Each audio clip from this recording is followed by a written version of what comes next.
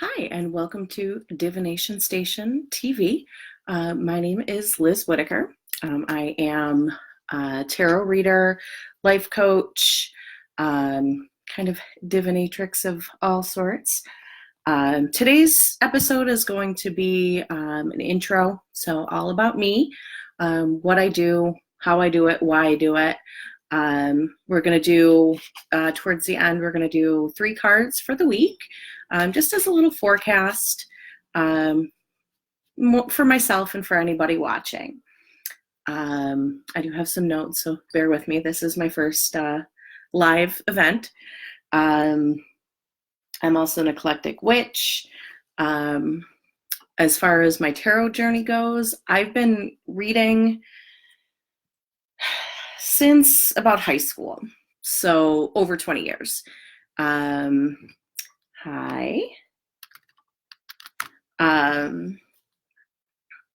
I started off in high school, again, 16. My first deck, which I still have, it's right here. It is Tarot of the Cat People. And I took this deck everywhere. It was part of my throw everything in my green backpack and carry it with me. So I felt a connection to this deck from early on. I went and eventually got the Thoth deck. Still haven't really dove into that, and I've had it for 20 years. I also have Tarot Marseille. Again, I read with that occasionally, but I really stick with the Rider-Waite. And again, this is a deck that I've had for probably close to 20 years as well. And this is the one that I read with when I go to events. It's kind of Old Faithful, that's what I call it. I started collecting decks here and there, but didn't really do a whole heck of a lot with them. About 4 or 5 years ago, I started taking classes on Wednesdays at a local shop in Buffalo, New York, called Inspiration Point. That is Doodles. He is a tarot cat, so he will most likely pop up, and hopefully he doesn't block the entire camera with his chunk. So I started taking classes at Inspiration Point with Eva and really started to get a feel for the majors. Oh gosh, there he is. And the minors, and really how to put it together. So really developed my intuition there. About a year ago, I started reading publicly and professionally. Hi. And that's kind of really when it took off. I started reading for a couple friends, and they decided to give me money for it, and I just kept going. A friend's invited me to read at a Halloween party last year. So that was my first real public event, how to read for a lot of people in a row, kind of how to deal with all those energies. But it was a really nice, kind of safe space to do it in. And I kind of got hooked on that. I love reading for parties. I just did one this weekend. It was Gatsby themed. Everybody was dressed to the nines, all sparkly. It was awesome. I love doing that. But yeah, since then, I started doing individual appointments, parties, and then I started doing events. My first tarot in public event was the Color Fest at our local Hindu Cultural Center, and that was a blast. Everybody kept feeding me. It was amazing. I just ate Indian food and read tarot all day. Then I started to do local smaller psychic fairs and things like that. I'm also a life coach, so the two kind of blended together. I was really, at first, kind of really hell-bent on how do I start these businesses, plural. How do I do this? And universe and spirit really didn't want me to do them separately. So they're together for me. When I do readings, I always tell people I'm a life coach. This is going to be really self-reflective and really tough questions are going to come up, and be prepared to answer them, basically. I do have packages that are tarot and life coaching. I found those really go well together. And along those lines, I was in a networking group, and some people in there said their office space had a room for rent. So around middle to end of June of this year, I went and looked at it and fell in love. So I decided that I needed an office space, and it also has a workshop space, so I can have classes there, which is like my passion. So I've been in my own spot for about 6 months, and it has been amazing. I teach tarot classes. I do intuitive tarot. I do, kind of breaking it down, looking at the symbols. And that's really been kind of my passion. I love teaching. I have Aquarius rising, so I think that's where the teaching part comes in. I love learning things and sharing and spreading the knowledge. And I love doing intuitive classes where people that have never read before leave feeling confident that they can read tarot. That's kind of, I really get a kick out of that. So how I read, I do read intuitively. I do read the cards. So I will look at, we'll say, Two of Cups. I will look at this, and I will look at the number 2. What does 2 mean? So I'll look at the numerology. I'll look at the suit. So what do cups mean? And kind of in that realm. And then I'll look at the picture. And I am also a psychic medium, which I've recently started to develop those skills as well. So I kind of pull from all of these different reading techniques, and I really do think it's given me kind of a unique reading style. So that's kind of me. That's how I read. I think, so I do have some class material that I'm kind of going to go off of, kind of what I feel tarot is. To me, we all know, the history of tarot, kind of, it's been handed down, since the ancient Egyptians. It's been, an ancient and esoteric tradition to, it was a card game played in France and Italy, and all the cards were hand drawn to, I heard someone describe it as, it was like a portable Bible, and each of the cards represented different parts of the Bible. I don't really know the accuracy of that, but I think, and feel free to disagree, I am an eclectic witch. Kind of dabbles in the chaos side of things, meaning I take what I want, I take what resonates, and I kind of get rid of everything else. So for me, I don't think it matters too much where tarot came from. It's how it came to you and why it came to you. I think for me, it came to me as a tool. It's really a tool for me to connect with another person, to really show where they're at, to kind of create that conversation. The deck is personal insight. I love tarot for personal insight, and that's why I think it works so well with life coaching. I do use tarot with some of my life coaching clients. We'll do readings to kind of check in where they're at. If they're at a spot where they're stuck, we'll pull some cards and, see where they're stuck, see why they're stuck, and really kind of get a spot where kind of like a prescription, kind of like how to get over this block, and use tarot and oracle cards too, to kind of get over that.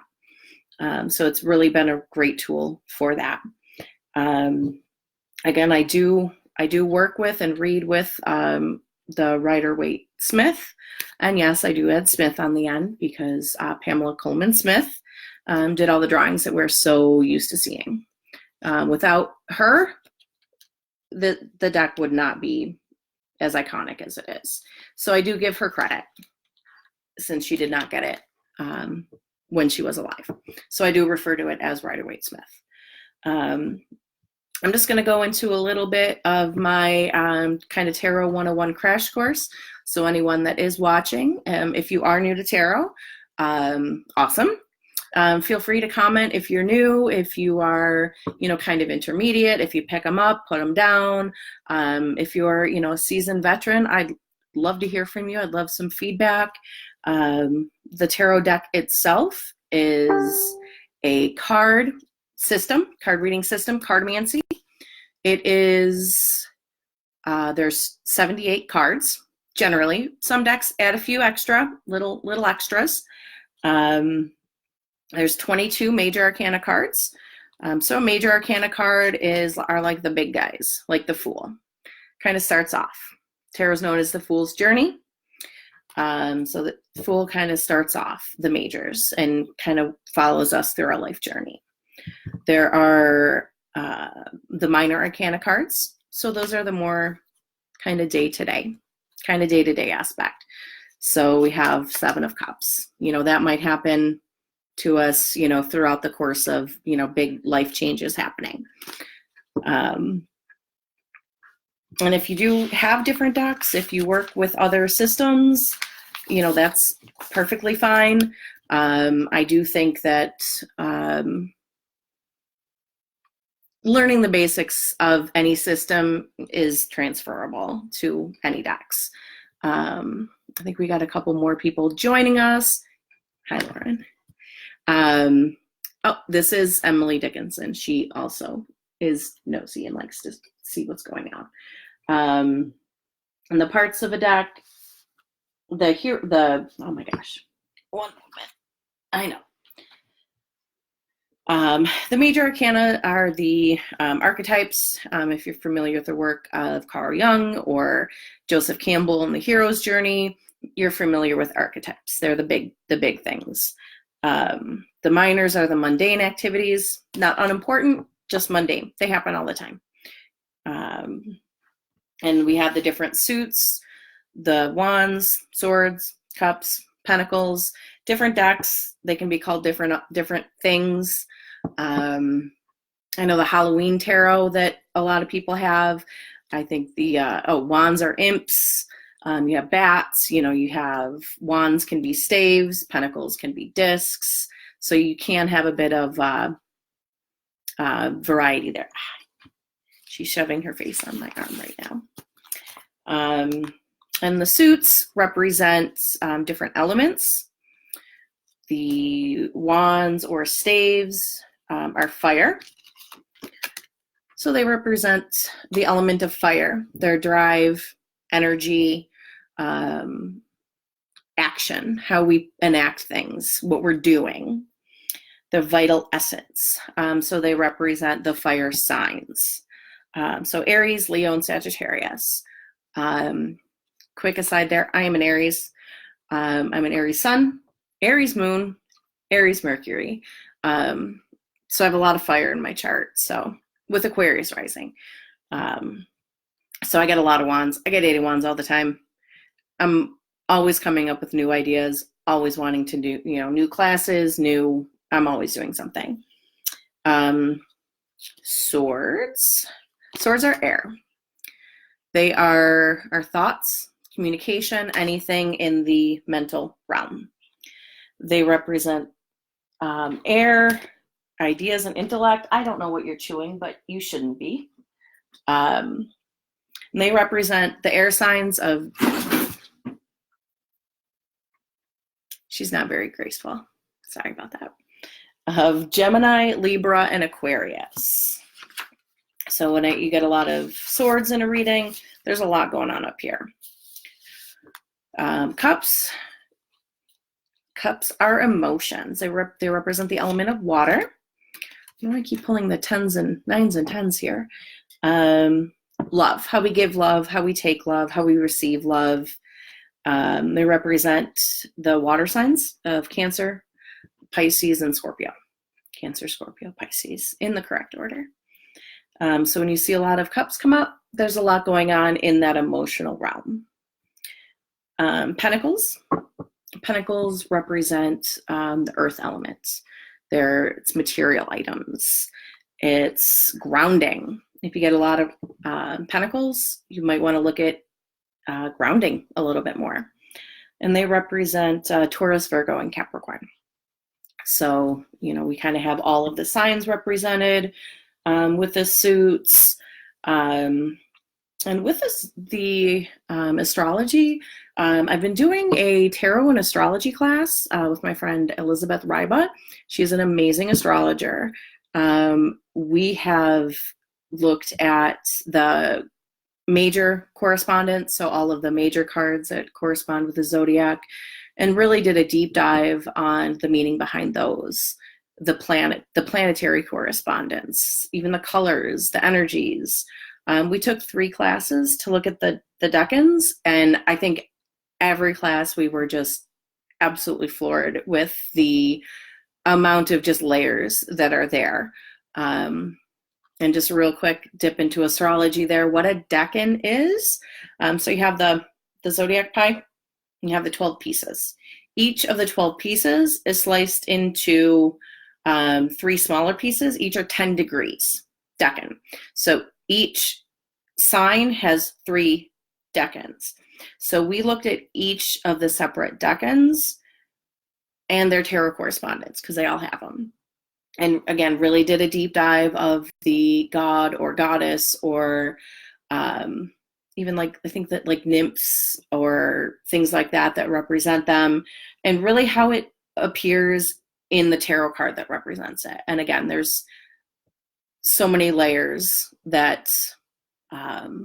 so many layers to it. Every class we left blown away.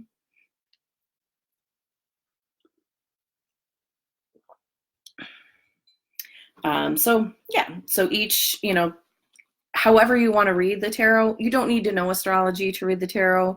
That's fine. It adds another layer, but it is not necessary.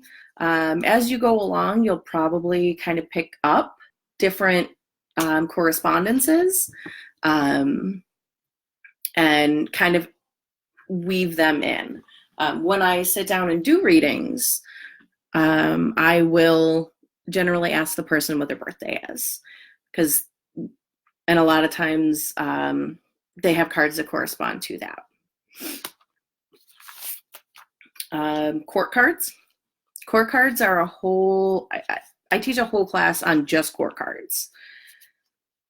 And the court cards are, like King of Cups. So we have King, there we go. So kings will have the energy of the king and the energy of the cups. So you can kind of look at it that way. And really how to interpret each court card. The way I read, they have little to do with gender. I do not assume a queen is an older woman. I don't assume a page is a younger child. They can be. But usually if they are, it's pretty obvious in the reading. It really calls out to me that card represents a specific person. And I will ask, who is this person in your life? And they usually know. I can tell. They know right away who it is. If the reading is about something specific, like a job or relationship, then the court cards can have a little bit more direct correlation with someone in someone's life. But I don't just assume it right away. So pages represent the element of earth. So they are the ones that are students, like Page of Pentacles right here. Has that earth of earth energy. They're always learning. It's a new beginning. You'd start a new class. You kind of have that energy when you're excited. You get the syllabus, you get the book, and you're ready to learn. That's kind of that page energy. The knights are represented by air. They're always questing. They go on adventures. You know, think of, you know, any, you know, knights in any movies. You know, they're always kind of going on those adventures. So right here we have Knight of Wands. So again, knights represent air, wands represent fire. So it's almost like the flames are being fed. Real quick, you know, reading for that. So knights are that, they're also messengers. So we kind of look at it in that aspect. Queens represent the element of water.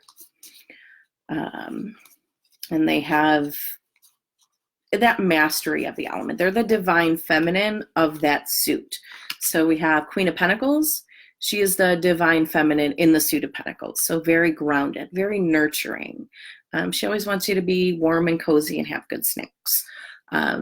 So that's, you know, kind of that queen energy. King energy. King energy is the fire. They're the fire of the core cards, and Pentacles are, you know, that earth energy. So he's kind of got it all, right? Kings are authorities. They've been through it all. They kind of give the orders of that energy. I go through numerology when I do my reading intuitively class. I'm not going to go through them here. That can be a whole nother topic. But basically each number has an energy assigned to it. So when you are reading, you kind of look at it that way. Like I said, I look at, okay, this is a 4, 4s mean this. It's Pentacles, Pentacles mean this. And then looking at the card and reading the card. So I'm just going to do a real quick, how do we do it? So you get your deck, you give it a shuffle. A lot of people, you know, there's that myth of, you know, you have to have your first deck purchased for you. Again, I'm kind of eclectic. I take what I want. I don't think that is necessary. If you want to be gifted your first deck, that's fine. You know, ask for it for, you know, birthday, Yule, holiday, whatever. Or you can just buy your own, and you can really get one that suits you. You don't have to start with a Rider-Waite. If something else really calls to you, like initially, this deck really called to me. And while it is semi Rider-Waite Smith based, there are some differences.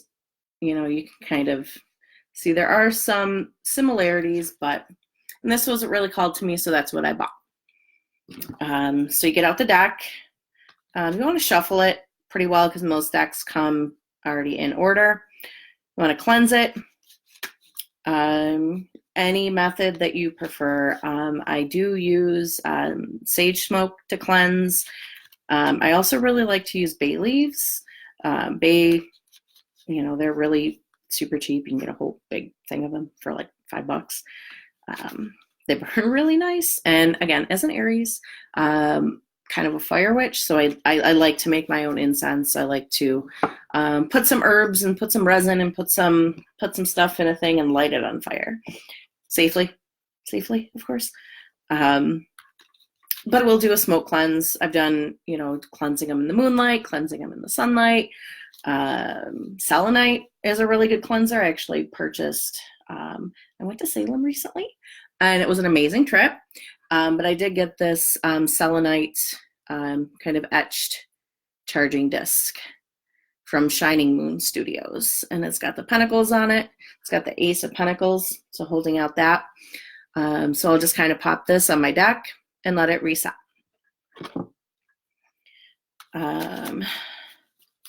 So if you're reading for someone else, you can decide, do you want them to pick the cards? Do you want them to cut? Do you not want them to touch your deck? That's entirely up to you. If you want to put the cards and smoosh them around into a big pile and then have them pick the cards, that's fine. I don't do that because I'm a little too, I like things in neat little piles. So I don't do the smoosh them around way. I usually have the person I'm reading for cut the deck, and I will ask them if they have a question in particular, or if they don't, that's okay. Let me scroll down here and see if we have any questions. Thank you, Lauren. Yes, cats do love cards.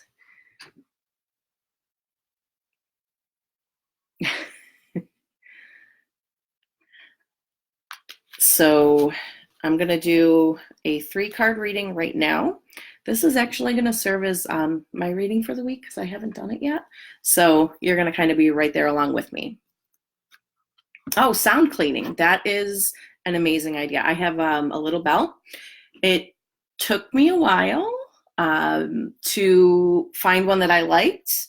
I wanted one that was kind of small enough, that didn't make a ton of noise, but was really nice and easy, and like the clanger kind of worked easy. There were a ton I found that just didn't resonate with me, but I do have one in my bedroom altar now. Okay, so we're gonna do, so I'm picking 3 cards.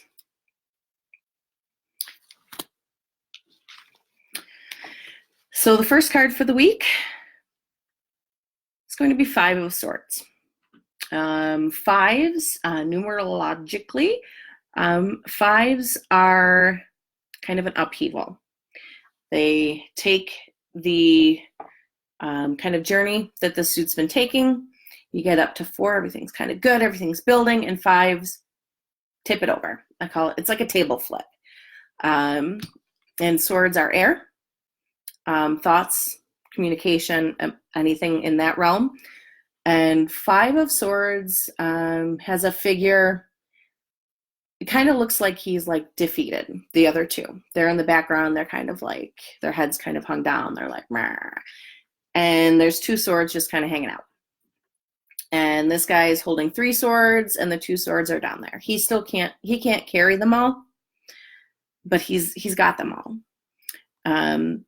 The clouds are kind of gray, look kind of choppy, look like storm clouds. And then we have like the water in the background, looks again kind of looks kind of stormy. So it's overall like a very uncomfortable card. It can be, you know, someone feels like they like won, but really like they didn't. I call it kind of like Pyrrhic victory. Seems like they won, looks like they won, but you know, what happens after that? King of Swords. So again, we have that airy realm. And kings again are the authority of that suit. Truth and justice. Speaking his truth. The sword's kind of cocked a little bit to the side. So he kind of looks at things through his lens. So it looks like it's still a little bit breezy, like you can kind of see the trees there, look like they're kind of swaying in the breeze a little bit. He's very straight ahead. It's very logical. King of Swords really wants things to fit in like nice, neat little logical boxes. Doesn't really think too much about the feelings part. Remember, kings are fire, our drive, our emotion, and swords are air. I'm sorry, not emotion, energy. And swords are air. So he's kind of got that like active air energy. And at the end, we have the moon. The moon has kind of been coming up a lot in readings that I've been doing. It's all about like shadow work, shadow self, things that happen at night, dreams, nightmares even. Really looking and doing a deep dive of what that soul wants, what your shadow side wants. Bringing things up from the depths. You kind of have the crayfish coming up, kind of brings up the sediment, kind of comes up with it. And you can kind of see the moon up here kind of looking down at everything between the two towers here. And if you look at all of the cards, you're going to see this is kind of a repeating theme. So I kind of pay attention to that too. So if I was interpreting this reading, say 1, 2, 3, I would say there's, kind of a lot going on in the mind, and really do a deep dive if that is if it's worth it. Is that time and energy you're putting worth it? Did you really win? Did you really win that battle? Whether it's, online fight, don't fight online. It's pointless. Don't fight in the comments. Don't read the comments. I don't know. That's kind of coming through with this card. It's not worth it. It's never worth it to really put yourself out there and put other people down. And again, you might think you're speaking your truth, but really, again, it's not all logic. We can't always logic through life. It's just not possible. And then the moon, again, really asks us to take a look inside. Pay attention to what's going on in dreams. I know with, Mercury retrograde and in Scorpio and all of these crazy things going on, dreams have been crazy. Like, I've had crazy dreams. My roommate, like, tons of friends online are messaging me in the morning. I had the craziest dream last night. Really kind of pay attention to that and see if there's any message in there to really kind of deep dive what that truth might be. And if it is worth fighting for. And if it is, awesome, do it up. And if it's not, it's okay to back off. So I am going to kind of log those as my card for the week. My cards of the week, and kind of get back into that habit. And I think having my class and having my show, not class, on Mondays is really going to be helpful to help me stay on track with that. I wasn't really planning on doing online readings, but if anybody is there, and does want a reading, I'll pull a couple cards for you. I think someone up here did say they wanted one. Gaia, are you still here? Go ahead and comment, and I will go ahead and pull a couple cards for you.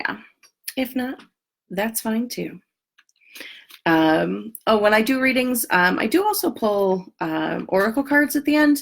I really think it's a good way to really just kind of wraps the reading together, summarizes it, and really kind of like puts that cherry on it. I do use goddess guidance oracle a lot. It's multicultural goddesses. Sometimes, especially if the reading was a little rough, it's nice to get a little bit of like good news at the end. And they're usually pretty good at like kind of really doing a quick summary of that. Yeah, so that is, I think we'll wrap that up. So thank you for joining me. Again, I am Liz Whitaker of Divination Station. I do have a Facebook page. It is Divination Station Tarot. If you are in the Buffalo area and you are looking for individual readings, I can do them in person. If you are online, I can do them online.